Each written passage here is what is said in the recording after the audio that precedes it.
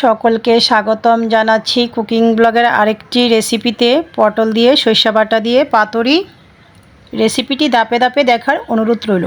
প্রথমে আমি পটলের খোসাটা ফেলে কুকিং ব্লগের কাঁটা চামচের সাহায্যে পটলটাকে ভালো করে ফুটো করে নিয়েছি সরিষা বেটে শিলপাটায়। চুলাটা অন করে একটি কড়াই বসিয়ে দিয়ে দিয়েছি পরিমাণ মতো তেল। তেল গরম হওয়ার পর দিয়ে দিয়েছি ধুয়ে রাখা পটল, স্বাদ মতো লবণ, হলুদ গুঁড়া পরিমাণ মতো। খুন্তির সাহায্যে নাড়াচাড়া করে নিচ্ছি। চুলার আঁচটা কমিয়ে পটলটা ভালো করে ভেজে নিতে হবে। ঢাকনাটা দিয়ে দিয়েছি। এর মাঝখানে ঢাকনাটা নামিয়ে নাড়াচাড়া করে নিয়েছিলাম।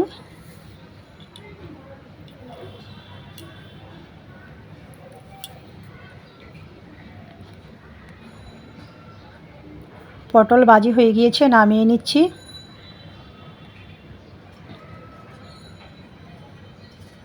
একই পাত্রে দিয়ে দিচ্ছি আরও খানিকটা তেল। ফোড়নে দিয়েছি কালো জিরে, হলুদ গুঁড়া, বেটে রাখা সরিষা, আবারও নাড়াচাড়া করে নিয়েছি।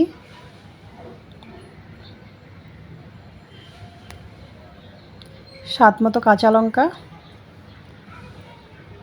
তো আমি যেহেতু নিরামিষভাবে রান্না করছি সেই জন্য কালো জিরা ফোড়নে দিয়েছি। আপনারা কেউ চাইলে পেঁয়াজের সাহায্যেও রান্নাটা করতে পারেন কালো জিরার পরিবর্তে। স্বাদ মতো লবণটাও দিয়ে দিয়েছি।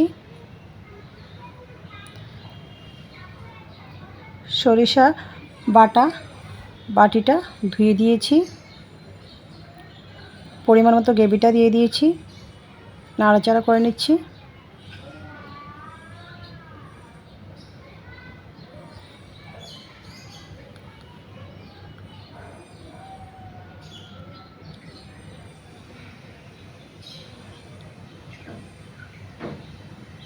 এই পর্যায়ে আমি অ্যাড করে দিয়েছি ভেজে রাখা পটল। আবারও নাড়াচাড়া করে নিচ্ছি।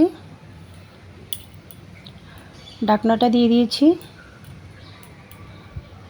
ঢাকনাটা নামিয়ে আবারও নাড়াচাড়া করে নেব ধনিয়া পাতা দিয়ে। তো রেডি হয়ে গিয়েছে আমার পটল দিয়ে সরিষার পাতুরি। ভালো লাগলে বেশি বেশি লাইক, শেয়ার, কমেন্ট করে পেজের সাথেই থাকার অনুরোধ রইল। সকলকে ধন্যবাদ।